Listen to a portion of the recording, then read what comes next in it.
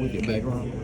Okay, so let me tell you a little bit about myself, and then I'm originally, if you're familiar with Faraday, home of Jerry Lee Lewis, Jimmy Swaggart. I basically they're said that we have the most famous people per square mile. I know we have a few athletes at Southern now, Kobe Dillon, Lewis Matthews. So I'm very proud of that part of being from Faraday and being a part of the Mighty Trojans. My late father, he died when I was 21 of a heart attack. He was 42. He was a farmer and hunter. My mom, I pretty much grew up being raised by her and my great great aunt. They pretty much raised me along with my two sisters. I graduated from Faraday High School in 2012 as their salutatorian. I was also, you might have heard me say the other night, at the candidate forum at ULM, but I was in 2012 the Young Heroes finalist for Louisiana Public Broadcasting Station. So those things kind of started me on the journey to where I'm at today. And then from Faraday High School, I made the choice to go to Louisiana Christian University, not because I wanted to go there. I would probably looking back, hindsight, probably would have rather went to Grambling or Southern or somewhere, but I chose to go there because it was close to home and I wanted to be close to my mom in case of emergencies. So I graduated from there with a bachelor's of art and history, minored in political science, and then from there I went to Opelousas and started teaching. Some of the things that tied me into running for governor that you might ask, while I was in high school, I started with doing community work and that sort of thing. And then when I was in college, one of the things, if you go to Pineville today, you'll see that there's a Wildcat volleyball net up. I was the one that co-authored the resolution that got us that volleyball net. So serving as an SGA sophomore representative, that started my political, getting wet in politics in college. And then as I furthered that when I went to Opelousas, because when I was in Opelousas, my first class I taught was history of religion. And basically, from there, I started getting with the kids and, just wanting to let them have their voice heard. So what I did, the first thing I did was through social studies fairs, and then it expanded off of that into projects where, one project I'm proud of that I did, and it's something that kind of goes with my platform as a governor, is where I had the kids to kind of look at their connection to Opelousas. They did a SWOT analysis like business people, where they broke down, strengths, weaknesses, opportunities, and threats, and then they cast a vision of what they would want Opelousas to be in the form of their hopes, dreams, and wishes. So that is something, that's a blueprint that I recently had tried to make a pilot program for St. Landry, and then kind of expanded around the state. But if I am elected the next and governor, possibly the first black governor, that is something that I would want to do with every municipality, whether it's Grambling, whether it's Ruston, New Orleans, is just sit down with the municipalities, city planners, and look at what the needs of the people are and bring that forward.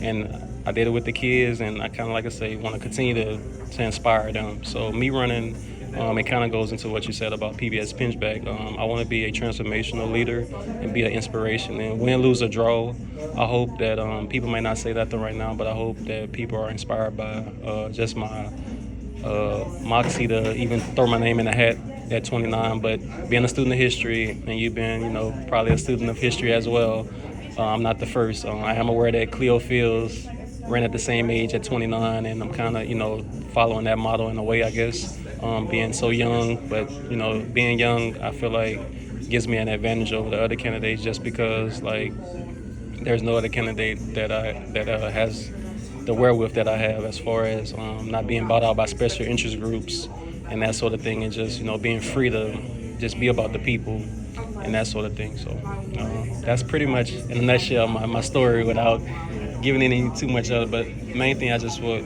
like for you to remember, and the viewers and voters or whoever sees your article, is that basically what sets me apart is that I'm a man of the people, still are. And I still am a man that has overcame a lot to get to this point, the adversity, the obstacles. I can elaborate on that later if you want me to, but just I feel like that's something that sets me apart. Yeah, I want to go back. How did you get the recognition from the Broadcasters Association? The Louisiana Public Broadcasting Station? Yeah. So the process at that time, pretty much they looked at my grades, they looked at my life story, pretty much like I said, the adversity part of the single parent household, things I was doing. I've been pretty much running the household and budgeting, like I said the other night, pretty much since I was 17. I had to look out for my sisters. A lot of times I would wear old clothes to school and my sister would have on new clothes. I wear my old shoes from my junior year to my senior year. So they looked at, I think, a lot of that, and then my work that I was doing around. I've always been in a lot of organizations throughout my time in high school. So I want to say that kind of helped, and then just the teachers that gave recommendations that kind of springheaded to me being one of the 26 finalists to be with that award. And it's like I say, it's something now as I run for governor that, at the time, and I didn't really think much of it, but then, being young and people challenging you on that and you're doing things, I was just like, well, that's something that, you can kind of look at and say, hey, he's always kind of been a little bit different, exceptional in those ways. So a black governor has been elected since 1872. Do you believe Louisiana can elect a black governor? And like you said, I mean, the crazy thing, if I'm saying it right, Ian. The crazy thing I would say, Ian, is that honestly, I feel we can do it, but will we do it is more so the question, because like you said, it's been 150 years, 150 plus one now going into 2023. And what I would say is that my take on it is, if we can all join together at the PMAC Tiger Stadium, and it be as Kim Mulkey said, white people, black people, rich people, poor people, and we don't look at skin color, then if we can cheer on our black athletes there, we should be able to elect a black governor. And more so because what I feel like, Ian, is that at the point where young white girls and boys can have examples in history, we also need to have those examples so young boys and girls that are black could also see that as a possibility too, because right now we put in the face entertainers and that sort of thing, but as what you're doing as a reporter, me running for office, these things need to be highlighted more, and people need to see that, because when, like somebody like the great Marion Edmonds said, you only can be what you can't be what you can see. So until you can see it, then it can be more possible. But in answering your question, it gives me trepidation, because like you said, there's three of us. So you would think this would be the election where it would be a strong possibility of it happening. Will it happen? That's still to be seen. And I feel like we just have to look in the mirror and say what is the right thing to do in all our walks of life. And I would just say, like, being truthfully honest with you, if I listen to the pundits and the reporters, I probably would say no.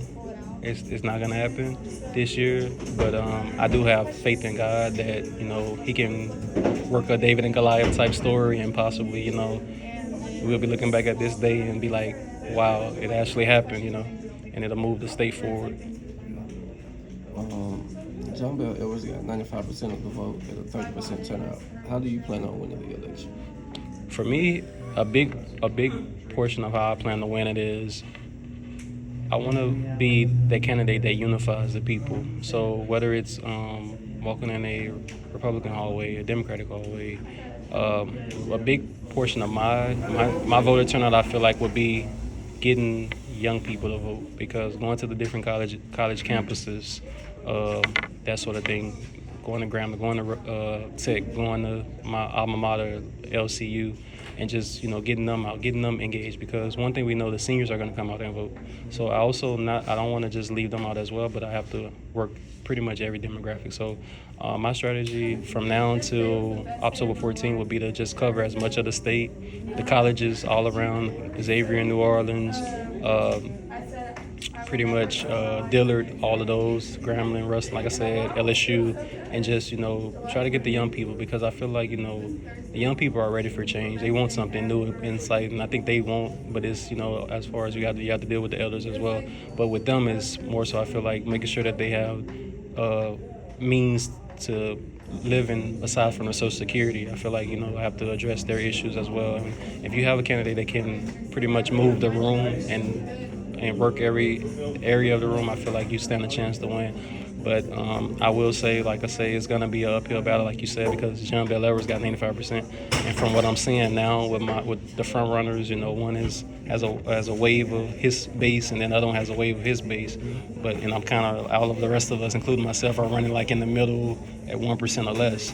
So that's why I say like to differentiate myself and make me stand out. I say it would be to just go on the college campuses, try to talk to as many young people, and then from there, just parents, former parents, and students that I have taught. Because like I said, I have 6 years in the game as an educator in St. Andrew Parish, so that's another base. But I know, if I can be honest, just going along with your article, me and Dr. Sean Wilson are probably both fighting for that population in Opelousas because, the based on the numbers of people who are there. What are some of the issues do you plan on addressing as governor? So one of the issues, like I say, is this ideal of recreational infrastructure. And that's a central piece of my platform, and that it basically goes back to what I told you before, and that we have to bring the needs of the people forward. When you talk about recreational infrastructure, it's about looking at a place, whether it's Bastrop, whether it's Monroe, Ruston, Grambling, and saying, what is our strengths, what is our weaknesses, where's the opportunities at, and where the threats are. And you need to address those weaknesses and those threats. So the threats could be drugs, it could be that sort of thing. So as a governor, what I want to do is work with the city planners and the mayors and see, okay, how can we get funding for, say, if you Bastrop and you need restaurants and things for the kids, youth to do, outlets, getting funding and finding grants and ways to do that. So that's a key part to what I want to do to change. The second thing I would say is being a former educator and having spent 6 years in teaching in Opelousas, I would say we got to get our teachers to where they're not having to work 3 jobs. So I would say for me as a governor, I would want to address that issue of getting them to either to 65 to the 80, 90 threshold to where, they're not having to be a bus driver, after school tutor, and do all that. So I would want to work with the legislator to make that happen within my first 2 years in office. And then I would say, the other thing is just, I feel like as a governor, we have to get to a point of the corrupt political landscape. I have to address that, and falling under that umbrella is this idea, like what you said, in the diversity. We have to diversify the office of governor. And that's not to just say, hey, we want the first black elected governor. No, we need women in the cabinets. We need Hispanics. We need Asians. Because if you look at my website at ellisforlouisiana.com, what you're going to find from the first page when you jump on it, you're going to see that I'm a person that embraces diversity. I've always been that type of person because, at the end of the day, it's not about skin color, it's about the truth and what are you bringing forward to make the situation better or leave the place you're in a better place, and that's what I'm about. Yeah. You talked about outward migration. Yes, sir. The other night, can you talk to me about that and how you plan to address it? That's a great question.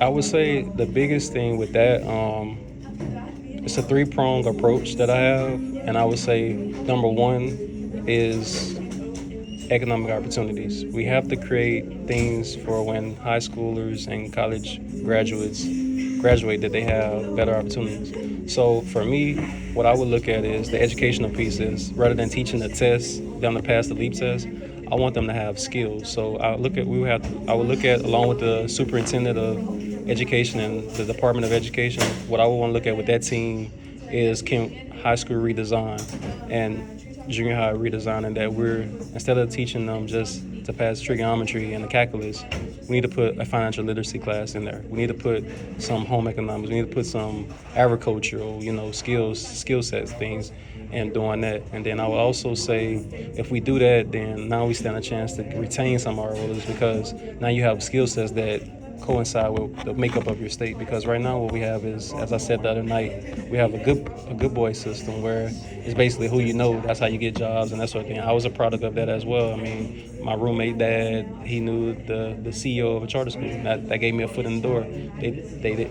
eventually I proved myself there as well, but we got to get away from that. So I would say our migration starts with the education, and then from there the jobs. We got to get jobs. And then the last piece of that is attractions. And that goes back to that recreational infrastructure. We need a Six Flags in New Orleans. We can't be having people going to Blue Bayou and we charge them full price and half of the rides are not open, or don't work.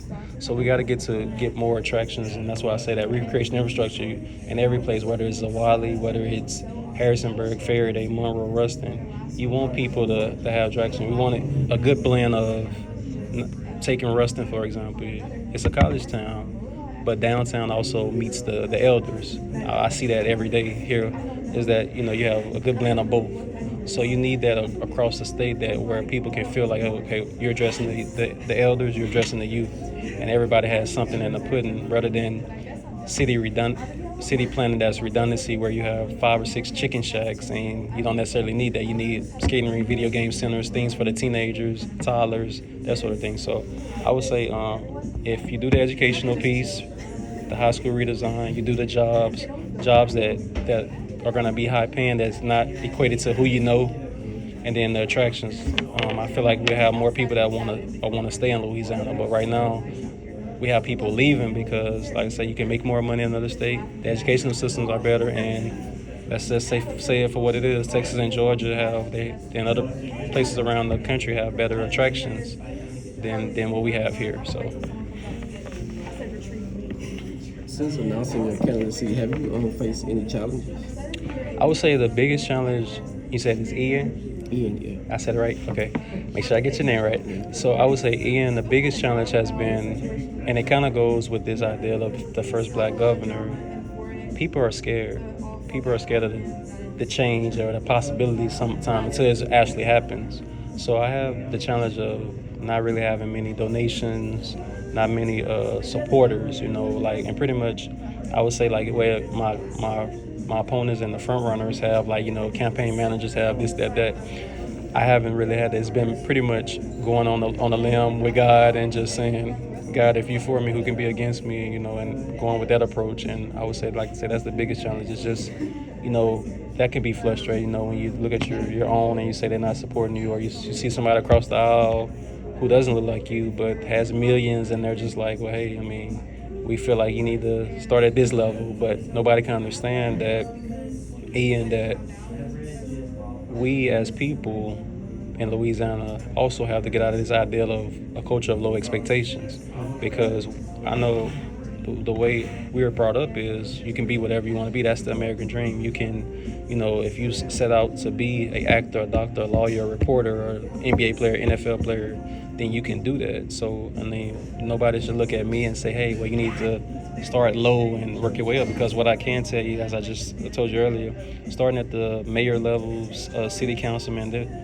it's just as corrupt as the state level.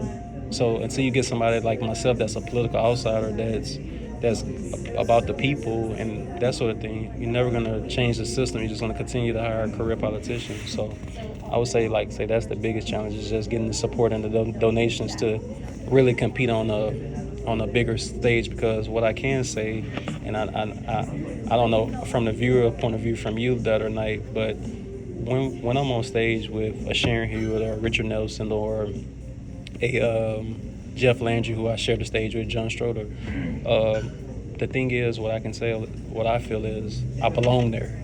I hold my own. I know what I'm talking about. I know the issues, and I'm across of all the issues. As a 29-year-old, I can directly speak to those issues. But the thing is that, it takes money, it takes support to keep it going, and to get, when they got billboards out and you just, flying with a T-shirt and you just basically going to this place, that place, you're not in the circulation of most of the viewers' eyes as well as they have been, and then when they shun you on candidate forums and that sort of thing. So I would say that's another challenge, has been being included in, like the other night where ULM included me in the candidate forum, because early on, before qualifying, you probably never heard of Xavier Ellis. But, since qualifying, now it's like, okay, well, everybody's kind of bombarded us with candidate forums and want us to be this place, that place. But before that, it was only who they considered to be the major players. And I think that's a bad thing that they've done with whoever hosted those. And I would say this, just to kind of wrap up for you, Ian, is that, I look forward to being on the stage with Dr. Sean Wilson, because of all the major candidates, he's still the only one that I haven't shared the stage with, but all the rest of them I shared the stage with. Yes. Is there any additional information that you would like readers to know?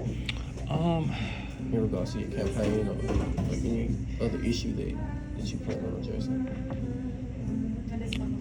I would just want them to know that as Dame Dollar. If they're familiar with Dame Dollar, they can look him up. I'm loyal to the soil. I've been loyal to Louisiana for the last 20 years of my life.